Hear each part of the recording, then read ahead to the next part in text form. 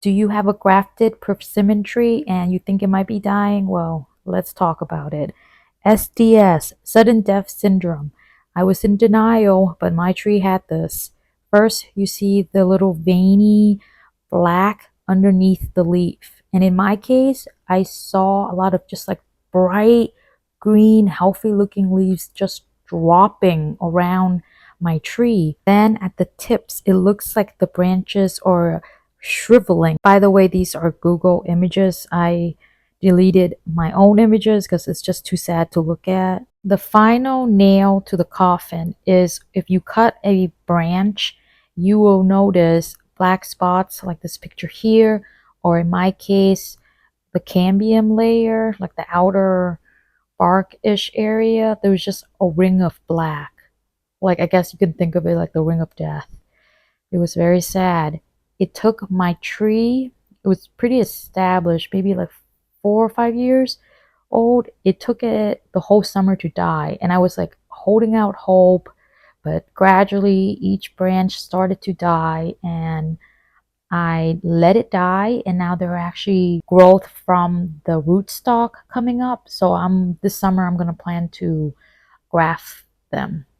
Why did it get SDS? And my conclusion from reading everything online is I stressed it out by having a compost bin on top of the tree roots. So I had it really close to the tree and I was like doing a good job of watering it. And we had a really wet spring. So I think that in combination with the compost bin was just too much for it. So here are my tips now with more experience on how not to kill your persimmon. First off, I do think it is a gradual process. I was not noticing the leaves because this spring as well, I accidentally over fertilized my persimmon and the leaves were wrinkly as shown here. And I noticed it quickly. And at first, I thought it was frost damage because we had 2 days of frost, and my fig tree had frost damage, and it looked similar. But then when I talked to my neighbor, who's like right next door, and I asked, "Oh, did you guys get frost damage?" And they said no. And then she was like, "Oh, did you fertilize it a lot, too much? It's sensitive." So I ran back to my tree and found that because it's planted where it's kind of sloped, all the fertilizers, I was using Osmocote just to give it an extra boost in addition to compost. The Osmocote concentrated in one location, and I think it was just too much. So what I did was I raked it out and I gave it a lot of watering. People online said like 20, 30 minutes or something. I don't know how much I did, but I did what I thought was about right to try to flush out the salt and the fertilizer from the root. Here are some more pictures of what the tree looks like now, but initially the branches did not, it looked more like frost damage initially, but these definitely look more like a fertilizer burn. At least I think that's what it's called, but as you can see, I still kept some of the fruit. And then I chopped off a big branch.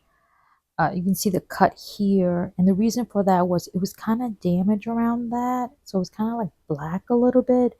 So I didn't want to risk it getting infected and then spreading to the rest of the tree. As you can see, when I cut it, I was very happy to see that there are no black rings or black spots. I saw a video where some South Korean persimmon farmers were cleaning up their trees, and this is what they were doing to maintain their older persimmon trees. I thought it looked pretty cool, so here I was trying it. I hope this video helped you and that you detected your issue early and can do the remedies so that it will survive. At first, I was kind of bummed because I lost a lot of fruit, but at the end of the day, I'm just happy it survived and then some of the fruits survived. And maybe I'll do an update video later in the season to see how many fruits actually made it.